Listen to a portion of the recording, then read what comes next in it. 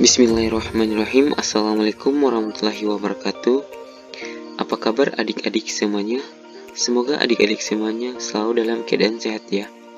Dan semoga hari ini kalian tetap bersemangat untuk mengikuti pembelajaran hari ini.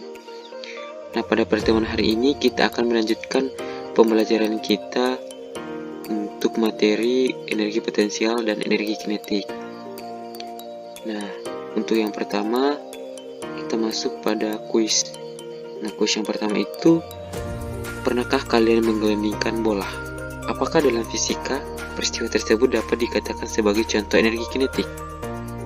Untuk kuis yang kedua yaitu, faktor apa saja yang mempengaruhi besarnya energi potensial? Jadi itu untuk kuis 1 dan kuis 2-nya ya. Selanjutnya kita masuk untuk tujuan pembelajaran.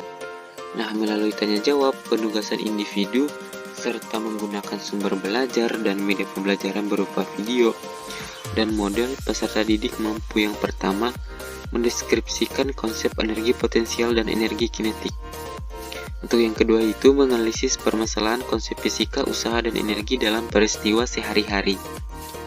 Nah, yang ketiga itu mengaplikasikan konsep fisika, usaha, dan energi dalam peristiwa sehari-hari. Nah, inilah tujuan pembelajaran yang adik-adik semuanya harus capai untuk pembelajaran hari ini. Nah, selanjutnya kuis yang ketiga. Sebutkan tujuan pembelajaran pada pertemuan hari ini. Untuk selanjutnya itu kita masuk pada pembahasan tentang energi potensial. Nah, di sini dikatakan bahwa energi potensial adalah energi yang tersimpan. Jadi besar energi potensial tergantung pada posisi atau kedudukannya terhadap bidang acuan tertentu. Jadi dapat dikatakan bahwa energi potensial adalah energi yang tersimpan di dalam benda karena posisinya atau kedudukannya terhadap suatu bidang acuan tertentu. Nah, ada dua macam dari energi potensial ini, yaitu yang pertama, energi potensial gravitasi. Nah, di sini dikatakan bahwa energi potensial gravitasi bergantung pada ketinggian vertikal. Ketinggian vertikal ini dimaksudkan untuk ketinggian vertikal yang ke atas, yang lurus, yang berdiri. Jadi itu contohnya ketika buah jatuh dari pohonnya seperti gambar di samping. Nah, gambar di sini menunjukkan bahwa contoh penerapan energi potensial gravitasi dalam kehidupan sehari-hari, yaitu buah yang jatuh dari pohonnya. Jadi di sini dikatakan bahwa di mana buah tersebut mempunyai titik acuan tertentu, misalnya permukaan tanah. Jadi titik acuannya di sini yaitu permukaan tanah yang di bawah. Sehingga energi potensial gravitasi pada buah akibat gaya gravitasi bumi yang didefinisikan sebagai hasil kali berat benda dalam simbol mg dengan posisi ketinggian atau dengan simbol h. Jadi secara matematis dituliskan sebagai berikut. Untuk rumusnya yaitu energi potensial gravitasi sama dengan M dikali G dikali H, di mana EP merupakan energi potensial gravitasi dalam satuan Joule. Untuk M-nya ini merupakan massa dalam satuan kilogram. Untuk G-nya ini merupakan percepatan gravitasi sebesar 10 meter per sekon pangkat 2. Untuk H-nya ini merupakan tinggi benda dalam satuan meter atm. Maka semakin tinggi posisi sebuah benda dari permukaan tanah, maka semakin besar energi potensial gravitasi yang dimilikinya. Jadi ini untuk penjelasan tentang energi potensial gravitasi. Selanjutnya kita masuk pada energi potensial pegas. Jadi di sini dikatakan bahwa selain energi potensial gravitasi, juga terdapat energi potensial pegas. Jadi coba perhatikan gambar di samping. Nah, gambar di sini yang gambar bagian A ini ketika pegas dalam keadaan masih normal, yaitu X-nya sebesar 0.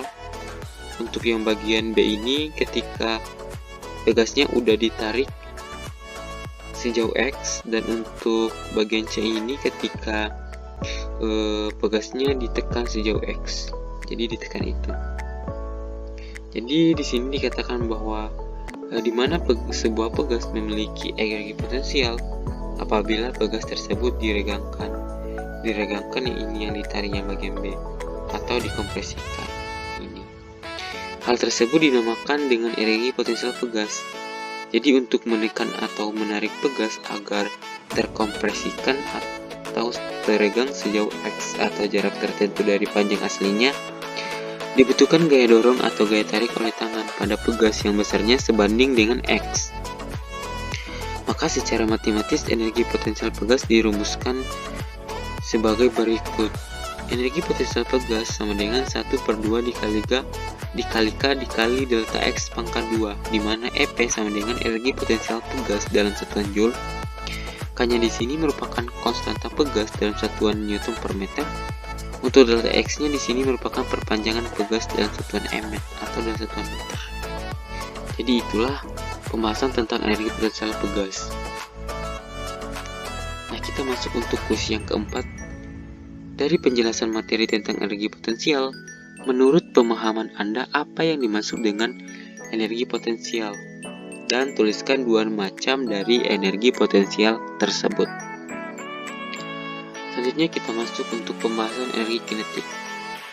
Jadi di sini dikatakan bahwa energi kinetik berasal dari bahasa Yunani yaitu kinetikos, yang berarti gerakan, yang merupakan energi yang dimiliki oleh benda-benda yang bergerak. Jadi secara matematis energi kinetik dirumuskan sebagai berikut, yaitu EK sama dengan 1/2 dikali M dikali V pangkat 2, dengan EK sama dengan energi kinetik dalam satuan Joule, M merupakan massa benda dalam satuan kilogram, V merupakan kecepatan dalam satuan meter per sekon. Jadi itulah pembahasan tentang energi kinetik beserta rumusnya. Nah, kita masuk untuk kuis 5. Buatlah rumus dari energi kinetik beserta keterangannya. Nah, kita masuk pada contoh soal. Misalkan ada soal seperti ini. Sebuah mobil melaju di jalan raya dengan kecepatan 5 meter per sekon. Sementara mobil tersebut mempunyai massa sebesar 100 kg. Berapakah energi kinetik yang dibutuhkan mobil tersebut saat melintas di jalan raya? Nah, adik-adik di sini disuruh menghitung berapakah energi kinetik mobil tersebut. Nah, langkah pertama yang adik kerjakan yaitu menuliskan apa yang diketahui dalam soal. Nah, yang diketahui dalam soal itu kan kecepatan mobil sebesar 5 meter per sekon. Massa mobil atau M-nya itu sebesar 100 kg. Kemudian tuliskan yang ditanyakan. Ditanyakan yaitu kan energi kinetik mobil atau EK-nya. Maka untuk presenya seperti ini. Presenya tuliskan rumus dari energi kinetiknya, yaitu EK sama dengan 1/2 dikali M dikali V pangkat 2. Kemudian tinggal masukkan nilainya. EK sama dengan 1/2, nilai massanya itu kan 100, nilai V-nya itu kan 5, jadi 5 pangkat 2. Terus diturunkan menjadi EK sama dengan 50 dikali 25. Maka EK sama dengan 1250 Joule. Jadi energi kinetik mobil tersebut sebesar 1250 Joule. Jadi seperti ini jawaban untuk soal yang tadi, yang soal nomor 1 ini. Kita masuk pada kuis yang ke-6. Kuis yang ke-6 yaitu buah mangga yang menggelantung pada pohon yang berjarak 10 meter dari permukaan tanah. Jika massa buah mangga tersebut sebesar 0,2 kg, berapakah energi potensial mangga tersebut? Anggap percepatan gravitasi sebesar 10 meter per sekon pangkat 2. Jadi di sini adik-adik semuanya disuruh mencari energi potensialnya ya. Jadi nanti pakai rumus energi potensial untuk soal ini. Untuk kuis yang ke-7 yaitu tuliskan dan jelaskan kesimpulan pada pembelajaran hari ini. Jadi silakan tuliskan untuk kesimpulan pada pembelajaran hari ini, yaitu tentang energi potensial dan tentang energi kinetik. Untuk kuis 8 atau kuis terakhir yaitu tuliskan konsep apa saja yang sudah dikuasai dan belum dikuasai, dan bagaimana caranya mengatasi konsep yang belum dikuasai. Nah, mungkin cukup sekian untuk penjelasan materi dari kakak. Semoga penjelasannya bermanfaat ya.